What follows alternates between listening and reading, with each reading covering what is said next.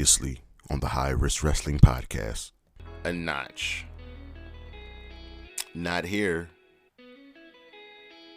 The event wasn't ultra violent. It wasn't electrifying. It wasn't synonymous with ECW.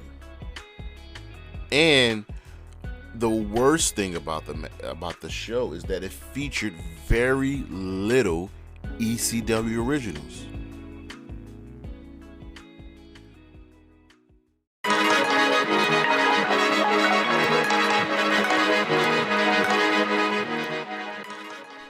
Good afternoon, good morning, good evening, everybody. It is Saturday, February 11th, and you know what that means. It is time for the High Risk Wrestling Podcast. Father James Mitchell has not put a hex on me. I am your host, Jeremy Pierce. Welcome, one and all, for another episode. I very much greatly appreciate it. And as always, you can check me out on the socials, Charismatic Creations on Facebook, Tumblr, and YouTube.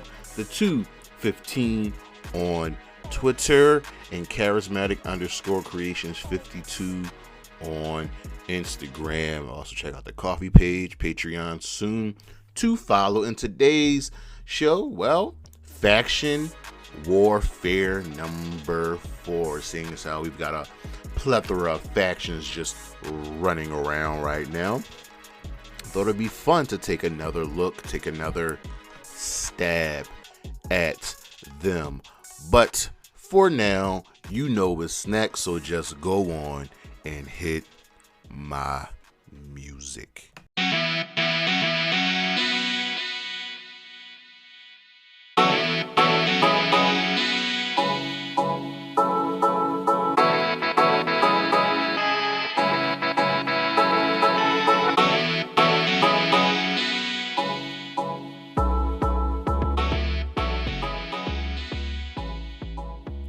So, in the realm of the new talent switching brands, so right now, Los Lotharios and Maximum Male Models are a part of the Raw brand. It's 2 factions over. We'll see what happens if anybody moves over to Smackdown. Rampage last week, the February 3rd show, brought in 406,000 viewers. That is down. Obviously, they did 0.11 in the 18-49 demo. That is down both in the demo and the ratings from the previous week. Indy Hartwell got a main roster look. See if she's going to be called up at any time soon. I think she should be called up. I would definitely call up her and Alba Fire. Indy can easily just slot right in into a tag team with Candice LeRae, and you have the way all together. SummerSlam 2023 will be in Detroit, Michigan, taking place Saturday, August 5th. Thinking about going. The WWE is currently being investigated for securities fraud. It's not a good look. It was announced this week that Palmer Wrench LLP is investigating the WWE and considering a class action lawsuit against the company. Raw this week saw a slight viewership drop. They pulled in 1.8 million viewers with the 0.55 in the 18-49 demo. That's down from before, but it's okay. It'll for sure almost pick back up after the Chamber. A leaked internal list reveals the SmackDown depth chart when it comes to the men with the heel and face side. So the top heels on SmackDown from 1 through 5: Roman Reigns at 1, Karrion Kross at 2, Solo Sikoa at 3, Gunther at 4, LA Knight at 5. Karrion Kross at 2, Solo at 3 over Gunther? That's odd. Top baby faces: Bray at 1, Sami at 2, Drew at 3, Braun at 4, Rey Mysterio at 5. Bray makes sense, even Sami makes sense, but Braun over Rey? That's a little weird. Impact Wrestling has extended Deonna Purrazzo's contract for 1 more year. So she will be a free agent on January 1st, 2024, and there will be a lot of people wanting her services. Several AEW talent are having visa issues at the moment. That includes Kenny Omega, who we finally made his return, the Lucha Brothers, Bandito, even WWE people are having issues with their visas, and that includes Ilya Dragunov and Meiko Sede Moore, who both made their returns to NXT. AEW Fight Forever has an official ESRB rating, and obviously it is rated T14. We still don't have a release date just yet, but they better hurry up because they do not want to be overshadowed by WWE 2K23. Dynamite this past week, their rating saw a drop in viewership at 899,000, slightly below the previous week. They did 901,000 and did a .30 in the 18 to 49 demo, down from .31. It's not bad. That's still good. Let's try to get back to over 1 million. AEW has partnered with ESPN to be broadcast in Australia and New Zealand. It's kind of a big deal. They're on the worldwide leader in sports. Bro, that's a big deal. Another Eternal list leaked of the superstars for the on the female side for Raw. So we got a SmackDown men, we have the female Raw women. So the heels from 1 through 5, Damage Control as a group, Bayley and Kaya Sky at 1, Rhea Ripley at 2, Alexa Bliss at 3, Piper Niven at 4, Carmella at 5. This actually makes sense. Carmella at 5 makes sense. Piper at 4 makes sense. She's just came back. I like it. On the face side for the women, Bianca Belair at 1, Becky at 2, Asuka at 3, Mia Yim at 4, Candice LeRae at 5. Also like this list. I want to see what happens after WrestleMania when inevitably Rhea wins the championship, and I'm assuming Bianca's going to lose hers. AEW, they're having issues with AAA due to the WWE. And this kind of goes back to Tay Mello and Sammy Guevara and their mixed tag team championship. So, as I've reported before, AEW's had to pull talent, and so AAA is done putting titles on AEW talent. I mean, getting Kenny Omega is tricky, even though he's worked at AAA many times, right? You got to go through AEW now to get to use him, and AAA would like to have Kenny or Ibushi fight El Hijo del Vikingo for the AAA Mega title at one of the Triple Mania shows. It's going to be hard. Then it was the same thing with Dragon Lee and Dralistico winning the tag team championships over FTR, but now Dragon Lee is signing with the WWE, and that made news on ESPN. It's weird. We gotta get things fixed. Thunder Rosa is back, not at the ring yet, but she was backstage at Dynamite this past week. It was in El Paso, Texas, and she was doing commentary, Spanish commentary. So it's always good to have Thunder Rosa back. You know me, I'm a fan. Love me some Thunder Rosa. Cannot wait for her to get back in the ring. The Bunny may have suffered concussion in her match against Jamie Hayter this past week on Dynamite. If you see the match, she took a really bad exploder suplex, and they clearly went straight to the finish. The Bunny has been injured before. Hoping she's doing all right, because I'm also a fan of the Bunny. On a digital exclusive on for the WWE on the YouTube page, we might be seeing a character change with Santos Escobar. After losing that Fatal 4 match that ended SmackDown, he was in the locker room talking to Rey Mysterio. They exchanged masks. Santos talked about how he grew up watching Rey and Rey's father, and it's just something about that right there, and now this interaction, it's doing something, and we could possibly see a face turn for not only Santos Escobar, but for Legado del Fantasma as well. And the SmackDown ratings this past Friday, the February 10th show, 2.3 million viewers with a 0.6 in the 18 to 49 demo. That's actually up from last week's show. The ratings have actually gone up every week, with the exception of that January 27th show went down a little bit, but no, sorry, the February 3rd show went down a little bit, but it went back up. SmackDown's killing it in the ratings right now. But that's the news, and we shall be right back.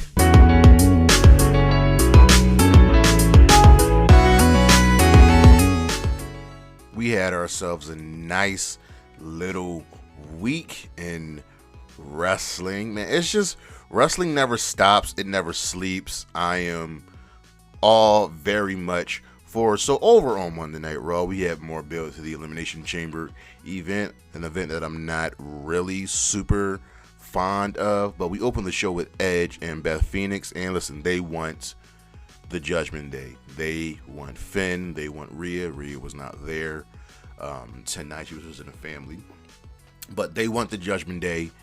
Dom, once again, ex-con Dom is the highlights, and they all brawl. You know, Edge, Beth, Judgment Day. It's great. It's I'm really enjoying this feud. I hope it goes all the way up until WrestleMania. This fight leads into Damian Priest taking on Angelo Dawkins to advance to the United States Championship chamber match, which Damian Priest wins. He wins the match against Angelo Dawkins. Dexter Lumis defeated Baron Corbin. Later in the show, JBL drops Corbin, costs him the turd, and I'm hoping we can get back to Down Bad Corbin, who is one of my favorite characters. Brock and Bobby Lashley have a face-off in the ring. It starts with Brock. Talks about how he can't get Bobby off of his mind. And I just want to point out that Brock Lesnar's he's gotten so much better with his promos. He wants Bobby. He wants another match with Bobby, and Bobby comes out, and I guess Bobby's the heel now. He denies the match. He dupes Brock on his nose. Brock drops him with an F5. The crowd asks for one more F5, and he gives it to them. I don't think that one was planned. We're starting with a pairing of Dexter Lumis and Nikki Cross.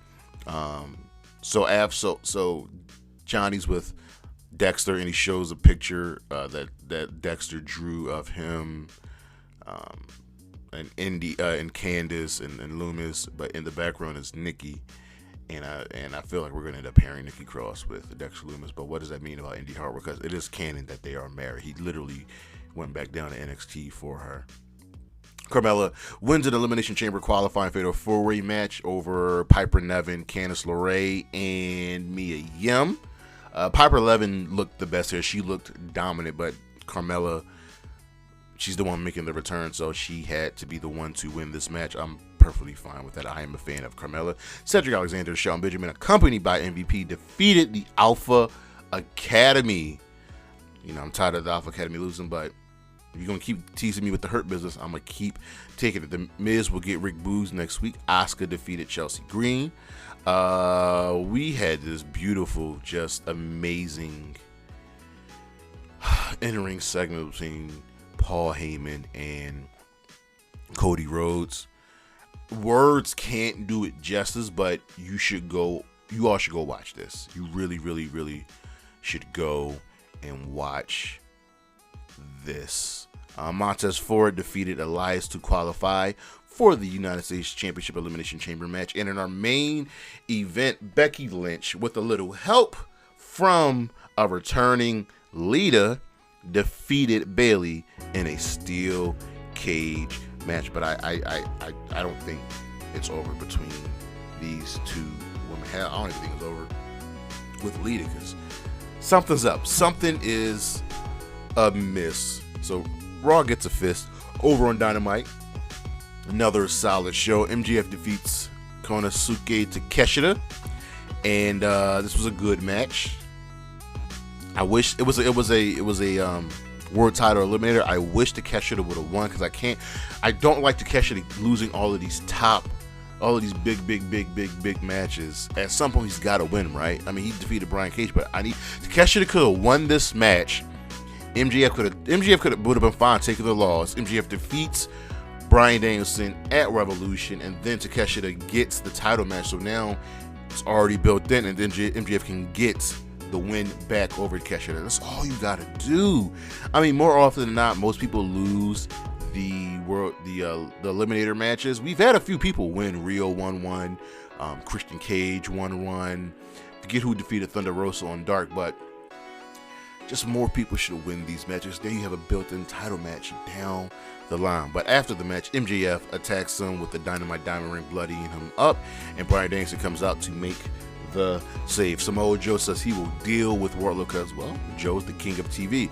Jamie Hayter versus the Bunny. This was an eliminator match as well. It ended abruptly after the Bunny took a weird exploder from Jamie Hayter. So hope the Bunny is all right. Saray and Toni Storm beat up Leva Bates backstage. MJF tells the story, something about like a car crash and having the girl switch, and he kept saying Liv, so people thought it was Liv Morgan. Who knows? All we know is that MJF truly is a fucking scumbag. Ricky Stark loses the JAS gauntlet after a hooded figure. This is the last match of the gauntlet. After a hooded figure gave him the Judas effect. Obviously, it was Chris Jericho, who sat in the crowd for 15 minutes. This is great, but this feud is far, far, far from over. Someone locks Bryan Danielson to Takeshita in the trainer's room, but they break free. Danielson defeats Roosh, earning himself the Iron Man match at Revolution. So, just shout out to Bryan Danielson, who's wrestled 5 different style of matches. Roosh, Timothy Thatcher, Bandito, Brian Cage, and I think the first match was against Takeshita. This shows you why Bryan Danielson is possibly the best wrestler on the planet. MJF attacked Bryan Danielson after the match and putting him in the Salt of the Earth armbar. Yeah. Listen, we're heating things up. The Elite retain the trio championships against Top Flight and AR Fox in a really, really good match. And the Guns, in a shocking move, defeats the Acclaimed for the tag team championships. I don't think the Guns are going to hold the belts for long. I could just see the Acclaimed getting the belts back at full gear at Revolution. Overall Impact, listen, man, they just keep chugging along, putting on good shows. Brian Myers defeated Dirty Dango. Giselle Shaw and Deonna Purrazzo will face each other at No Surrender if they got into a little tiff backstage and catering. Mickie James and Tommy Dreamer defeated the Good Hands. Masha Slamovich and Bully Ray attacked them after the match. Rich Swann had a really good promo running it back for the World Championship as he carried the company through hard times through the pandemic. People forget that he is a former Impact World Champion. Jurgen Grace defeated Stephanie DeLander, formerly known as, Persia Parada. Steph looked good, so I'm assuming she's Impact bound. Kenny King confronts Josh Alexander. The Death Dolls defeated Taylor Wilde and Killer Kelly. Father James Mitchell returns confronting his daughter, Rosemary, and he put a hex on her. Then the Hex, the team of Allison Kay and Marty Bell, 2 women that used to be in Impact as well, attacked the Death Dolls, and they are next in line for the tag team championships. I'm excited for this because 1, Allison Kay and Marty Bell are very, very good in the ring, but 2, I like seeing more competitors, outside competitors, different competitors fight for these championships. PCO got a win over Shera, and Joe Hendry retains the Impact Digital Media Championship against Matt Cardona in the main event. Moose tries to spear Joe Hendry after the match, but he sidesteps and Cardona is speared instead. So I don't know if Cardona's getting written out of Impact. Who knows? Over on SmackDown, as the Bloodline turns, this show gets a fist as well. Paul Heyman opens the show and does what he does best, says that the Bloodline is nothing without the Usos. Bloodline is nothing without the championships. Roman Reigns is nothing without the champion. And this is what we do. And then Sammy appears and tells him that he knows, tells Paul Heyman that he knows the Bloodline days are numbered. What will Jimmy do? Will he go to his abusive cousin or go to his twin brother? What about Solo? When will Solo, this is great storytelling. The gist of it was that the Bloodline's days are numbered. I know it, you know it, Roman knows it. Sheamus and Drew defeated Hit Row, so Hit Row's officially just done. The Viking Raiders aren't done with Sheamus and Drew. We had a Lacey Evans squash match. Do this. Get Lacey to start defeating jobbers, winning squash matches to build her back up and stick to this push for her. Jimmy still can't get a hold of Jey ahead of their tag team title match for the night. Chelsea Green's manager gimmick is great. So she shows up and she's like, Adam Pearce, I want to see the general manager of SmackDown. And he's like, that's me. I run both shows. She's like, I have facial like amnesia or something. It's hilarious. She's doing great with this. Jey appears in the crowd and he and Jimmy retain over Braun and Ricochet. Jey was clearly the star here. He just leaves afterwards. Sami catches up with him and says that he acknowledges him. So this is good stuff, man. This is really, really, really, really good stuff. Shayna Baszler and Ronda Rousey jumped Natalya in the ring. Natalya was cutting a promo. I think we're finally going to get the Shayna and Ronda tag team. Thank the Lord. I want this. Raquel and Liv beat Chelsea Green and Sonya Deville in a match. Charlotte Flair slightly brushes off Rhea Ripley aside in a sit-down interview. Madcap Moss in our main event defeats Rey Mysterio, Karrion Kross, and Santos Escobar to earn a IC title shot against Gunther. He pinned Karrion Kross in this match, and Roman Reigns sees all, knows all. Paul Heyman tells Jimmy that, yo, you and Jey, you're not needed in Canada. You're not needed at Extreme Elimination Chamber. And Jimmy looks concerned as Heyman walks away. You can see in the background he has like this devilish grin on his face. Over on Rampage, the BCC, the team of Claudio Castagnoli, Jon Moxley, and Wheeler Yuta defeated Butcher Blade and Kip Sabian. I would like for Butcher Blade and Kip Sabian to win more matches. I desperately want them to win more matches, especially the Butcher and the Blade. We had promos from Darby Allin and Ricky Starks. The Impractical Jokers got powerbound through a table for taking Jericho's back on their show. The Mogul affiliates attacked Dustin Rhodes after his backstage interview. Ruby Soho defeated Marina Shafir in a nice little match. Toni Storm and Saraya brawl with Britt and Jamie Hayter after the match, where Ruby doesn't know what to do. It's simple. Don't team on Britt and Jamie Hayter. They've jumped you. It's very simple. Mark Briscoe and Josh Woods had a little tiff backstage, so we're pushing Mark Briscoe, and Josh Woods will face each other on Dynamite next week. Eddie, Jungle Boy squashed Ryan Nemeth. Ortiz says, "Listen, I'm over this shit between you and me, Eddie. If we gotta fight, we gotta fight. We can put this behind us." And in the main event, Orange Cassidy retained the All-Atlantic Championship against Lee Moriarty. And then Jeff Jarrett and Jay Lethal attack and lay out OC and the Best Friends to end the show. Our matches of the week from Raw: Bayley versus Becky Lynch in a steel cage. As always, these ladies are just good. Mad we didn't get this match. Not only did we not get this match in Philly, I didn't even get Lita, because this was supposed to happen in Philly at Raw 30. I'm so upset. You know how much I love Lita. Dynamite, from Dynamite, Bryan Danielson versus Roosh. Also from Dynamite, the Elite defending the AEW Trios Championships against Top Flight and AR Fox. From SmackDown, the Fatal 4-Way match, Madcap Moss versus Karrion Kross versus Rey Mysterio versus Santos Escobar. And from Rampage, Orange Cassidy defending the All-Atlantic Championship against Lee Moriarty. And a star of the week, it has to go to Paul Heyman. He is a master. He is a master at promos. He's a master of this craft, master of this business guy. He's so good. Watch his promo on Raw, watch his promo on SmackDown. But that's our weekend review, and we shall be right back.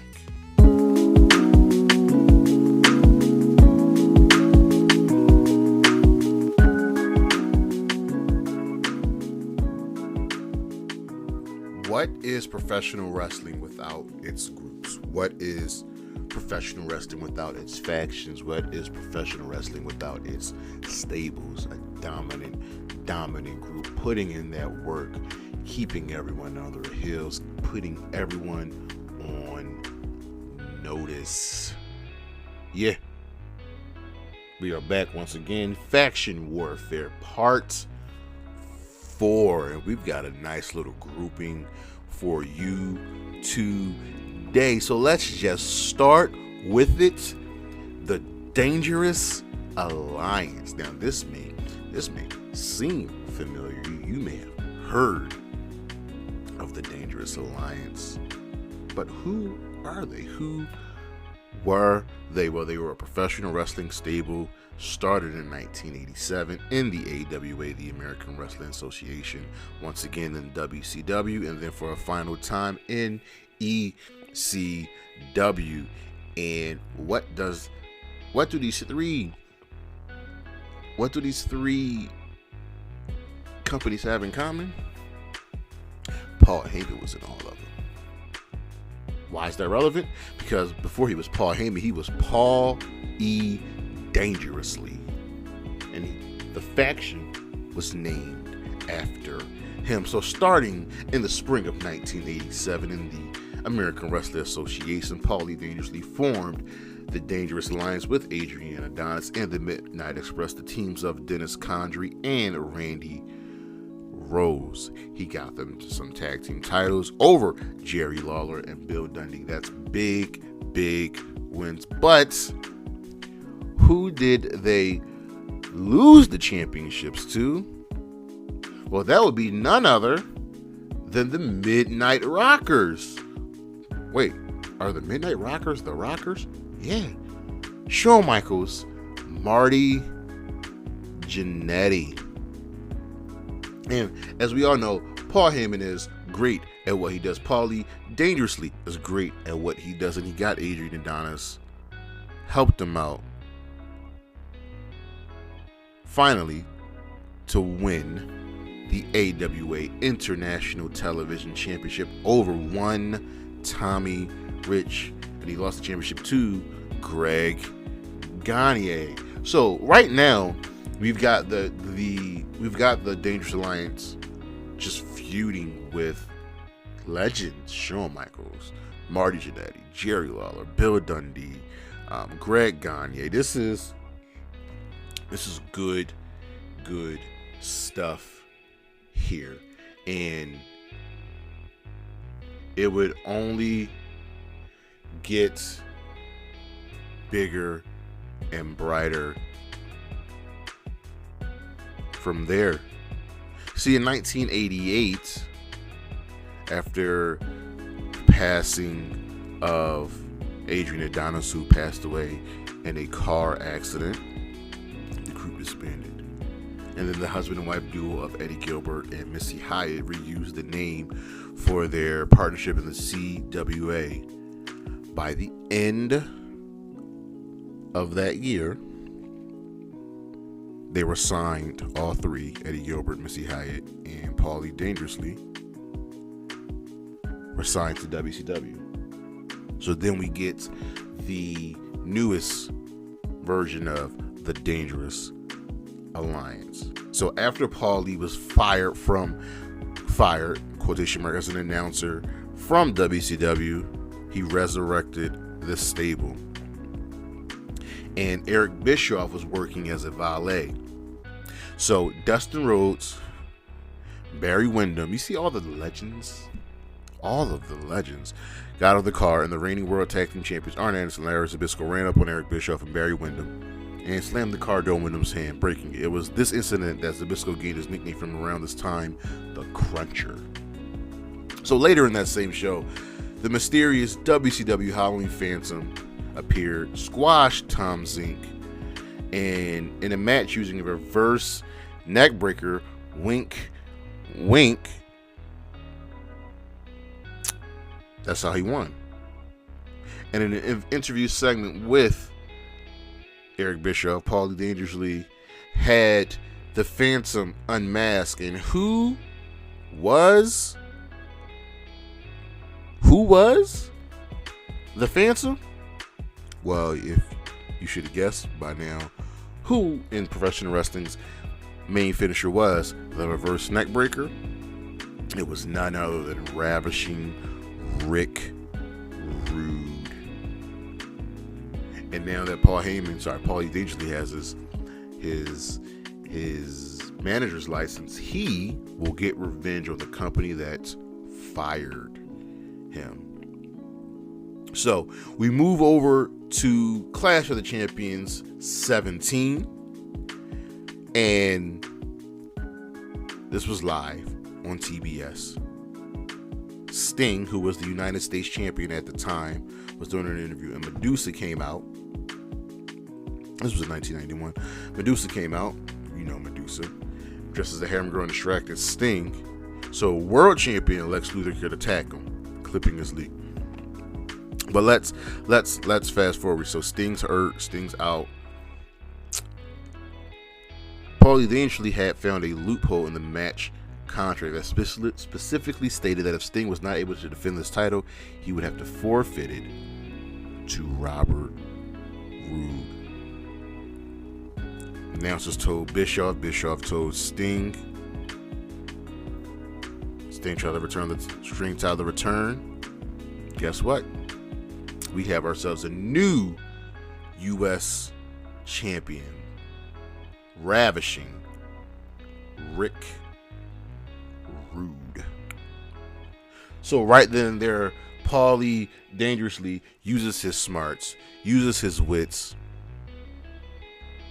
and gets his people gold once again. The alliance was split up. They would come back together, and he would add a few members. Who are they? Rick Rude, Bobby Eaton, Arn Anderson, Larry Zbyszko, Medusa, Michael Hayes, and one stunning Steve Austin. Look at that. Look at that grouping. That's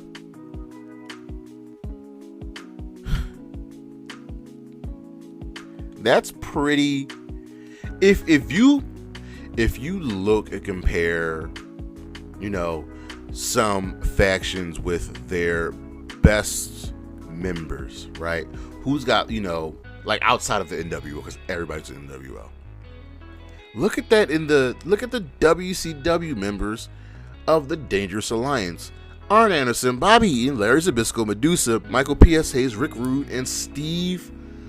Like that's stuff like that can't be duplicated. And they had notable feuds with Ricky Steamboat, Sting, Barry Windham, Dustin Rhodes, Nikita Koloff. They were in a War Games match at Wrestle War. Like, they got wins, they got championships. They were a great faction, but their downfall came when Rick Rude and Medusa left. They went on to become legends in the business, right? Arn Anderson and Bobby Eaton started going with Michael Hayes, but they can't make the point after he fired Medusa. And Steve Austin got fired. And then that was that. And the Dangerous Alliance was gone. But there's a little company over in Philadelphia, Pennsylvania, called Eastern or Extreme Championship Wrestling. So for 2 years, the Dangerous Alliance was resurrected. In 1993, Jimmy Snuka, Don Morocco, the Dark Patriot, and Hot Stuff Eddie Gilbert formed the Dangerous Alliance. And Paul Heyman introduced them, featuring ECW Heavyweight Champion, the franchise, Shane Douglas and Sherry Martel. Y'all forget who just was in ECW. Y'all forget. Y'all really forget. Heyman wanted to introduce Sabu as the bodyguard, but Shane Douglas wasn't really feeling that. He was not consulted on the decision. Sherry Martel shot it with Shane. Next thing you know, they broke away. And after ECW broke away from NWO and renamed itself Extreme Championship Wrestling, the last formation was composed of the Tasmaniac. Y'all forget that was his first name. The Tasmaniac, Sabu and 911. And Taz and Sabu went to become ECW Tag Team Champions. And they did a little bit here, did a little bit there. Did some stuff in New Japan, and that was a wrap. Taz, under the name Taz, suffered a neck injury. Sabu got fired, and the Dangerous Alliance was no more. Look at all of the people that Paulie Dangerously worked with in the Dangerous Alliance. Adrian Adonis, Randy Rose, Dennis Condrey, Missy Hyatt, Eddie Gilbert, Arn Anderson, Bobby Eaton, Larry Zbyszko, Medusa, Michael PSAs, Rick Rude, Steve Austin, Jimmy Snuka, the franchise Shane Douglas, Sherry Martel, Sabu, and Taz. And that's not even including the new Dangerous Alliance, a quick one-off shoot featuring Billy Wild, C.W. Anderson, Eric Watts, Elektra, who I was always a fan of, Johnny Swinger, Simon Diamond, and of course Lou E. Dangerously. Paul Heyman is a genius in this industry. He just is. And y'all need to know that. You all need to learn that. Give the man his flowers, and I'm hoping it happens when when WrestleMania comes to Philly, having ECW chamber. So that's the first faction full of legends. But what about another faction, one that was meant to be a play on the FCC and the PTC? Who am I talking about? Well, that would be none other than the right to censor. The right to censor, yeah. The right to censor. So who was the right to censor? Well, the right to censor was Vince McMahon giving a big FU to the parent television council. They were a parody, and it worked very, very well. So the characters, they all wore white button-ups, black ties, black pants. Val Venis occasionally wore white slacks. Ivory wore a black skirt. And then soon she wore the black slacks. But because the skirt was limiting her in-ring ability, so Ivory's good.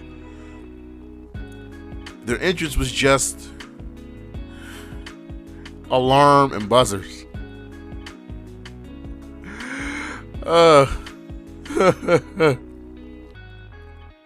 And the group was only around for a year, ladies and gentlemen. 1 year. So the group was formed when Stevie Richards, ECW legend, and he was just showing up covering the bodies of scantily clad women. He was removing hardcore weapons and tables from matches. He took offense to the acolytes, the APA, their rowdy reputation, and, wasn't fucking with the Dudleys.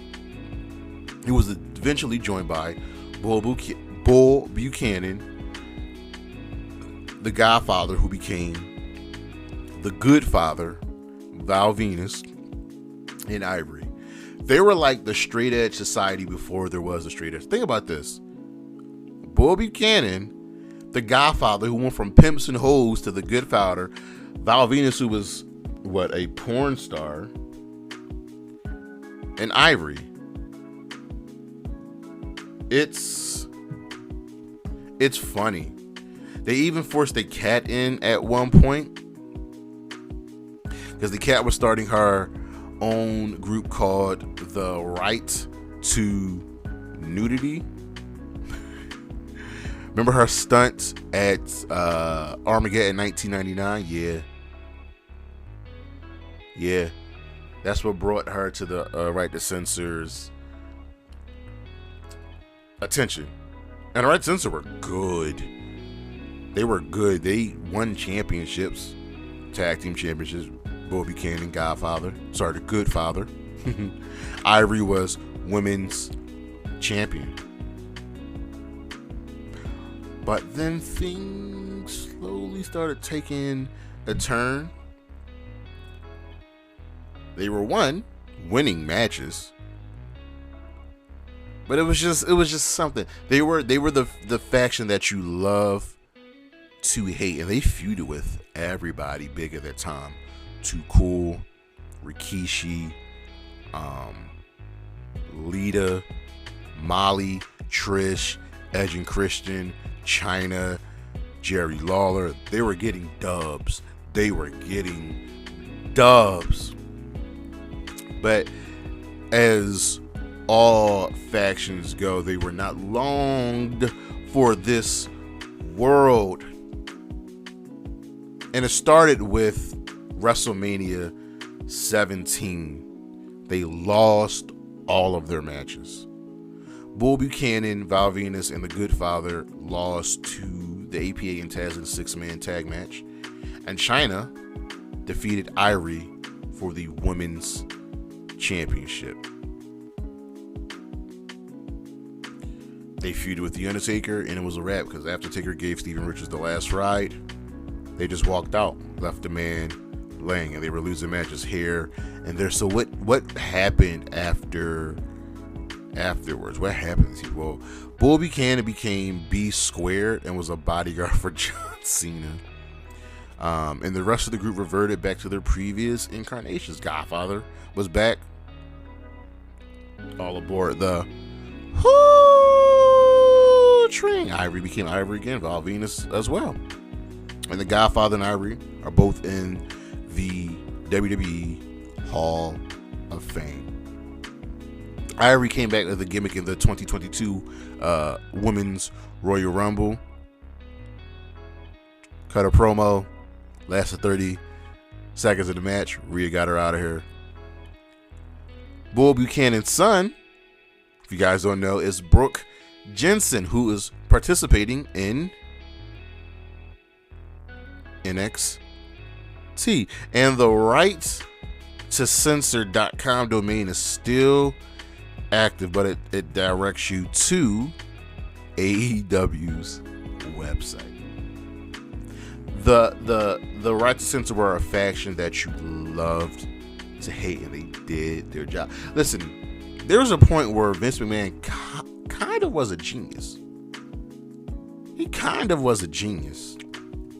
And he got this one right. So,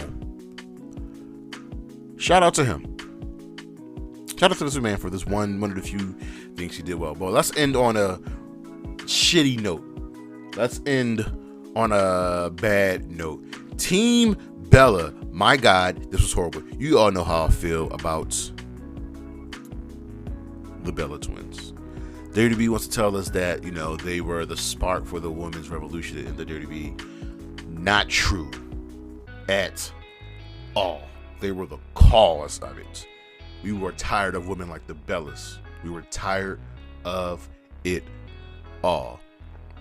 Nikki was Divas champion, and Stephanie had called up some woman from NXT. You might have heard of Charlotte Flair, Becky Lynch, Sasha Banks. And they were all placed in these dumbass 6-woman teams. We had Team Bella with the Bella twins and Alicia Fox.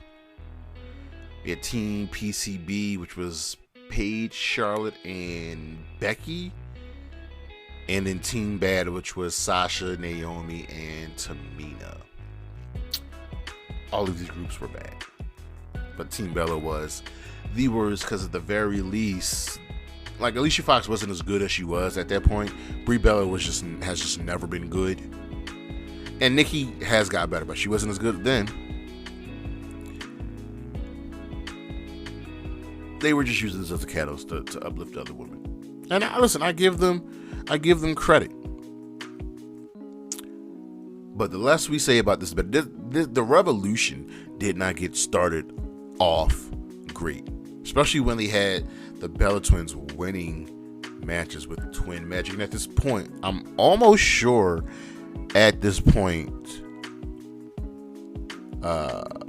Nikki looked different, if you know what I mean. Team Bella's a low point in the quote-unquote revolution. And I like Alicia Fox, and I feel like she should have gotten some more play in the company. I feel like sometimes there's a trend of women's factions not doing great, women's stables not doing great. And we might do that and take a faction warfare show, where we cover just some of the best and some of the worst women's factions. Because we've already covered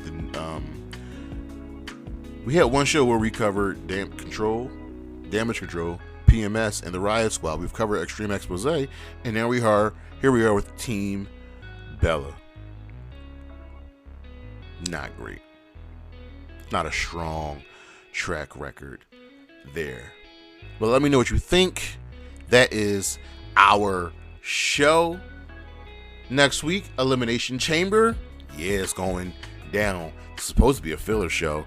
Doesn't look like a filler show if you look at this card. So we're going to be covering that. Check out the socials, Charismatic Creations on Facebook, Tumblr, and YouTube. Charismatic_Creations 52 on Instagram, the 215 on Twitter. And as always, Shotzi, Zaya, Wendy, and Gigi. I'm still, even though you were Zach now, I'm going to always love you, Gigi. Holla at your boy. Peace. Go Birds.